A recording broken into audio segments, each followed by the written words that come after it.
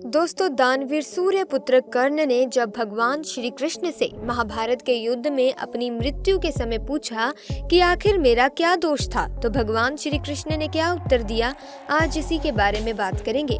लेकिन उससे पहले दोस्तों, अगर आप हमारे चैनल पर पहली बार आए हैं तो चैनल को सब्सक्राइब करके बेल आइकन को प्रेस कर दीजिए ताकि नए वीडियोस की अपडेट आपको मिलती रहे। साथ ही वीडियो शुरू करने से पहले सच्ची श्रद्धा से कमेंट सेक्शन में जरूर लिखें, जय श्री कृष्ण। दोस्तों, दानवीर सूर्यपुत्र कर्ण महाभारत का एक ऐसा वीर योद्धा था जिसकी गाथाएं आज तक प्रचलित हैं। दोस्तों, जब भगवान श्री कृष्ण और कर्ण के बीच संवाद हो रहा था, सूर्यपुत्र कर्ण ने श्री कृष्ण जी से पूछा, मेरा जन्म होते ही मेरी माँ ने मुझे त्याग दिया, क्या अवैध संतान होना मेरा दोष था? द्रोणाचार्य जी ने मुझे सिखाया नहीं क्योंकि मैं क्षत्रिय पुत्र नहीं था। परशुराम जी के पास गया तो उन्होंने मुझे सिखाया।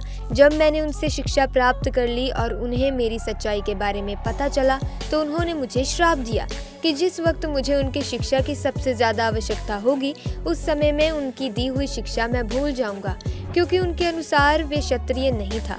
केवल संयोगवश गाय को मेरा बाण लगा, उसके स्वामी ने मुझे श्राप दे दिया, जबकि मेरा कोई दोष नहीं था।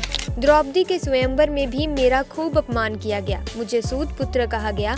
माता कुंती ने मुझे आखिर में मेरे जन्म का रहस्य बताया और उस समय भी उन्होंने मुझसे दान में अपने बेटों को बचाने के लिए कहा। जो कुछ भी मुझे प्राप्त हुआ वो सब दुर्योधन से प्राप्त हुआ, तो अगर मैं उसकी तरफ से लड़ा तो मेरी क्या गलती है? हे वासुदेव, मैं कहाँ गलत हूँ? श्री कृष्ण ने उत्तर दिया, हे राधे, मेरा जन्म कारागार में हुआ। जन्म से पहले ही मेरी प्रतीक्षा में घात लगाए बैठे थे। जिस रात मेरा जन्म हुआ उसी रात में मेरे माता पिता से मुझे दूर कर दिया गया।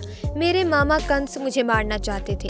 तुम्हारा बचपन खड़ग रथ, घोड़े धनुष और भालों के बीच उनकी ध्वनि सुनते हुए बीता है। मुझे तो ग्वाले की गौशाला मिली और गोबर मिला और खड़ा होकर चलना सीख भी नहीं पाया था।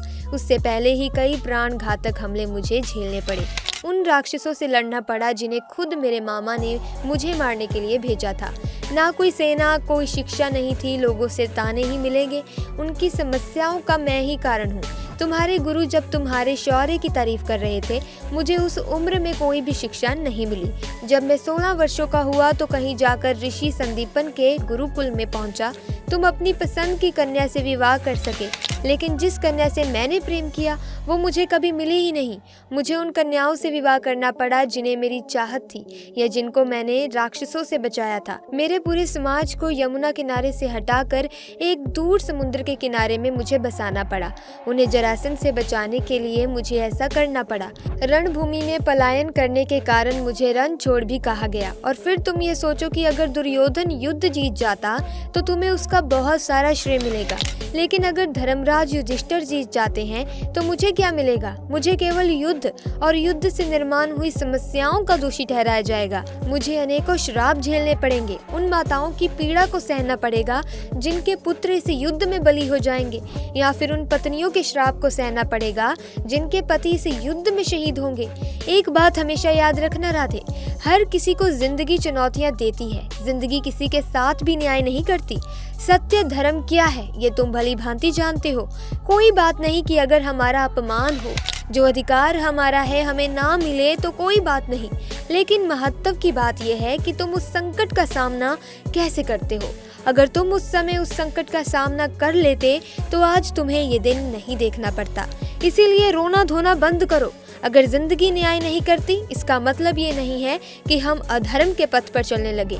धर्म कभी भी इस बात की अनुमति नहीं देता। आज तुम्हारा वध निश्चित है और वो भी अर्जुन के हाथों। ऐसे में कर्ण ने दोबारा श्री कृष्ण से पूछा, मैं मृत्यु के लिए तैयार हूँ, लेकिन मेरा सामर्थ्य का क्या? तब भगवान श्री कृष्ण ने कहा कि तुम्हें छल से मारना पड़ रहा है राधे। इससे ज्यादा बड़े सामर्थ्य की और बात क्या हो सकती है?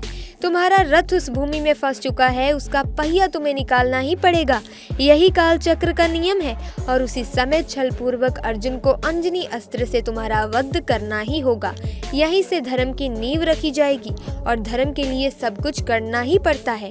इसीलिए अब रोना धोना बंद करो। तुम्हारा सामर्थ्य दुनिया जानती है और आने वाले युगों में तुम्हारा नाम हर किसी की जुबान पर रहेगा। तुम्हें युगों युगों तक दुनिया सूर्यपुत्र दानवीर महारथी कर्ण के रूप में जानेगी। तो दोस्तों, ये थी दानवीर कर्ण और भगवान श्री कृष्ण के बीच के संवाद, जो कि महाभारत के युद्ध के बीच में ही हुए थे।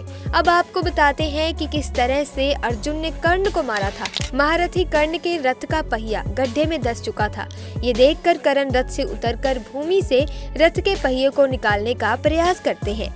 तब श्री कृष्ण कहते हैं कि क्या देख रहे हो पार्थ? अर्जुन कहते हैं कि मैं रथ पर हूँ केशव, और वो पैदल है। तब श्री कृष्ण कहते हैं कि युद्ध में रथ तो टूटते ही रहते हैं, वो महारथी हैं, दूसरे रथ पर क्यों नहीं जाता? तब अर्जुन कहते हैं कि यह युद्ध के नियमों के विरुद्ध है। तब श्री कृष्ण कहते हैं कि अंगराज कर्ण ने कब युद्ध के नियमों का पालन किया था? पार्थ वो दुर्योधन के हर कपट का भागीदार है। जब इसी कर्ण ने अभिमन्यु के वध में सबका साथ दिया था तो अभिमन्यु भी पैदल ही था। और जब भारी सभा में दुर्योधन ने पंचाली का अपमान किया था वस्त्र चीर हरण करके, तब भी यही कर्ण हंस रहा था। ये सब बातें सुनकर अर्जुन क्रोधित हो गए और दुखी होकर प्रत्यंचा चढ़ाकर असहाय कर्ण पर दिव्य अस्त्र तान देता है। और अभिमन्यु को याद करते हुए अर्जुन तीर छोड़ देता है और तीर कर्ण की गर्दन को काट देता है। इसके बाद रात्रि में भीष्म पितामह के पास जाकर रोते हुए कहते हैं कि पितामह, आज मैं बिल्कुल अकेला हो गया हूँ, मेरा कोई भी मित्र नहीं बचा। एक ही मित्र था, वो भी अब नहीं रहा। भीष्म पितामह कहते हैं कि राधे की मृत्यु तो उसके जीवन का प्रसाद है, उसे राधे ना कहो, वो कौन्तेय है। और कर्ण भी जानता था कि वो कौन्तेय है, फिर भी वो तुम्हारे पक्ष में लड़ते लड़ते वीर गति को प्राप्त हो गया। ये सुनकर दुर्योधन सुन रह जाता है। दूसरी ओर कुंती अकेली युद्ध भूमि में कर्ण के शव के पास जाती है और फूट फूट कर रोने लगती है। तभी वहाँ श्री कृष्ण के साथ पांचों पांडव आ जाते हैं। युधिष्ठिर कहते हैं कि माता श्री, हमारे इस प्रधान गुरु के शव के पास बैठी हुई आप क्यों रो रही हैं? हे वासुदेव, आप माता को समझाते क्यों नहीं हैं कि शत्रु के शव पर आंसू बहाकर वो अपने पुत्रों का अपमान कर रही है? धर्मराज युधिष्ठिर वासुदेव से कहते हैं कि आप माता कुंती को समझाते क्यों नहीं हैं कि ये राधे हैं?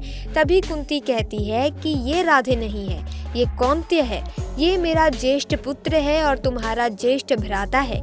ये बात सुनकर युधिष्ठिर, अर्जुन और बाकी सभी भाई दंग रह जाते हैं।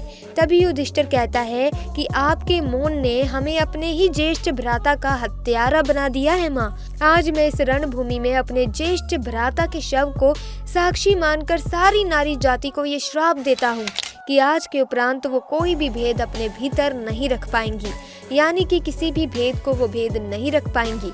दोस्तों, तभी से कहा जाता है कि औरतों के पेट में कोई बात नहीं पचती। अगर उन्हें किसी भेद का पता चल जाए तो वे फौरन दूसरी औरत को बता देती हैं। महाभारत काल से ही ये शराप औरतों के लिए चला आ रहा है। इसी प्रकार गंधारी ने भी अपने पुत्रों की मृत्यु के बाद श्री कृष्ण को श्राप दिया था और धृतराष्ट्र को भी कि उसके 100 पुत्रों की मृत्यु हो जाएगी। अगर आप जानना चाहते हैं कि महाभारत में किसने किसको क्या श्राप दिए थे और वो श्राप किस तरह से पूरे हुए, तो हमें कमेंट्स में जरूर बताएं, हम आपके लिए उस टॉपिक पर भी वीडियो बनाएंगे। तो दोस्तों, अगर आपको ये वीडियो अच्छी लगी तो वीडियो को लाइक करें, शेयर करें, चैनल को सब्सक्राइब करके बेल आइकन को प्रेस करना ना भूलें, ताकि आपको नई वीडियोस की अपडेट मिलती रहे। आपका बहुत बहुत धन्यवाद।